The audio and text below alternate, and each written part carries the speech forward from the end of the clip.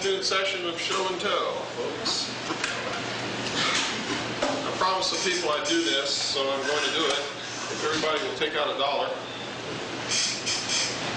and explain to you a little of this mystic symbolism that the secret societies use.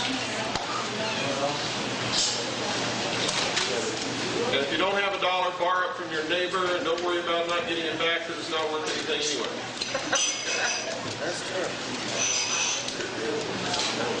If you look on the back of the dollar bill, you'll see the Great Seal of the United States, both the obverse and the reverse of the seal. The obverse is the portion that has the eagle. The reverse has this pyramid.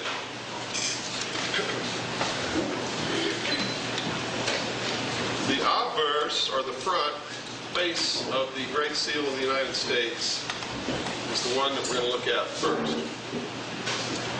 Now, the mystery schools are the ancient temples, the ancient religions. The primary object of worship was the sun, Amun-Ra, Osiris, Isis, the Temple of Isis was a part of this. The ultimate meaning of all this, though, is veiled. What the people always saw is what's called the exoteric interpretation. While the guardians of the secrets of the ages, the initiates, the adepts, guarded the esoteric, or the truth of it. So the sun, the object of worship, is a symbol for something else. It's also known as the light. It's also known as the intellect. It's also called Lucifer. The primary philosophy is this: that man was held prisoner in the Garden of Eden by an unjust, vindictive God, and he was chained in the bonds of ignorance. Lucifer, the fallen angel of light, who was cast down to the earth to be the ruler of the earth, through his agent Satan, released man from the bondage with the gift of intellect. With this intellect, man will develop technology and will become himself God. So when you break all this down to the ultimate end, what they worship is man. They believe that man is God. It is the humanist religion. Does everybody understand what I'm talking about? Now, it doesn't make any difference whether you believe in Lucifer or Satan or God at all, because this is a story in their mind, which is the exoteric that they give us, whereby behind the scenes they don't believe in any God. They don't believe any God exists. They don't believe any devil exists. This is all a philosophy justifying the deification of mankind. Okay? Now you'll see these people every once in a while. You meet somebody like Shirley MacLaine who will tell you that she is God.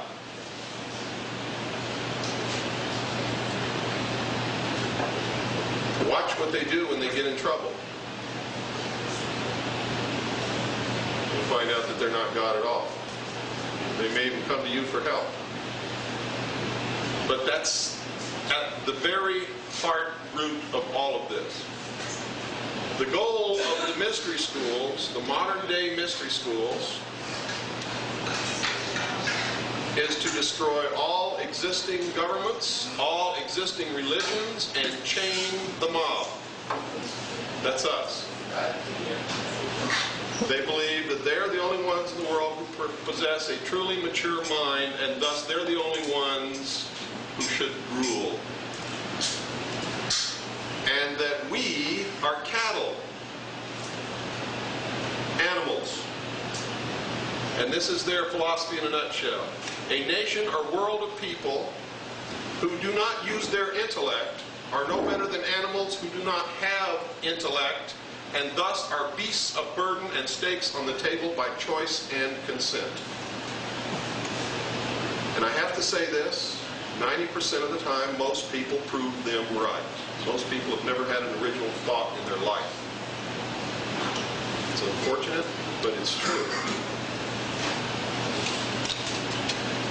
Our forefathers belonged to these secret societies. Now, some people have come to me and said, Bill, you claim the Constitution is so great. How can you do that and then say that our forefathers are members of this secret society that's trying to destroy this country and bring about the New World Order?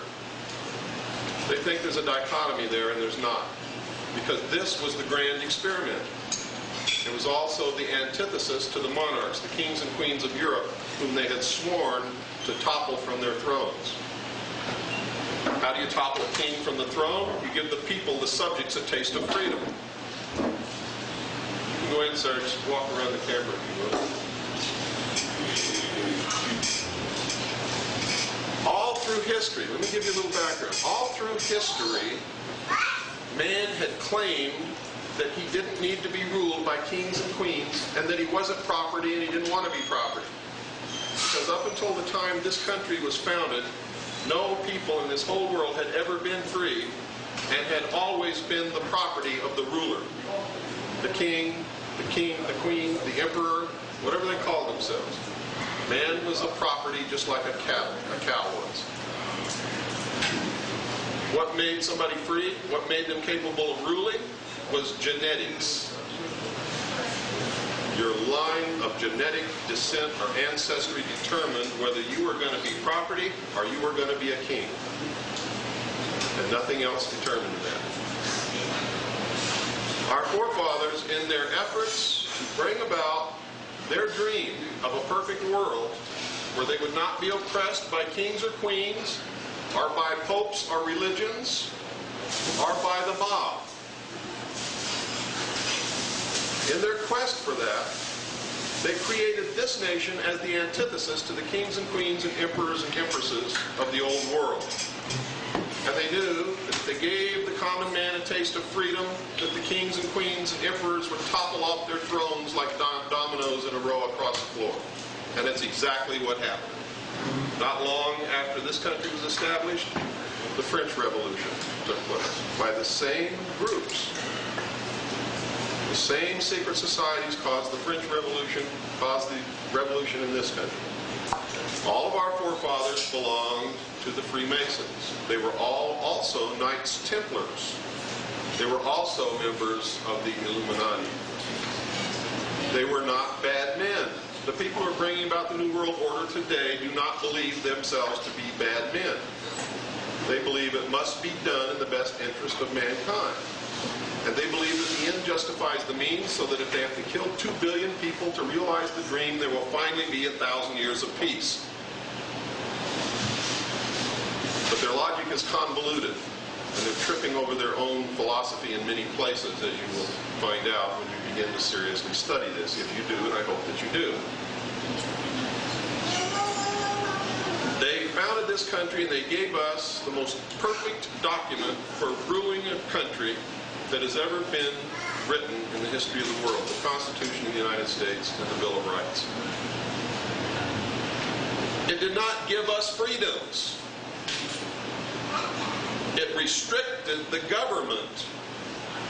It made us sovereign kings in our own right, and for the first time in the history of the world made the government the chattel slave of the people. It reversed, turned the tables on everything that had gone before.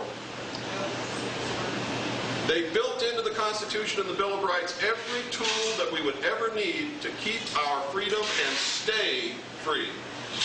They also built into the Constitution 2 things that would ensure our downfall should we prove unworthy of ruling ourselves. And it was the great experiment. Can man rule himself, or must he have a king? And those 2 things they built into the Constitution was the creation of a foreign country within this country called the federal government, residing in the District of Columbia, Washington, D.C., who has citizens only under the 14th Amendment and have no constitutional right.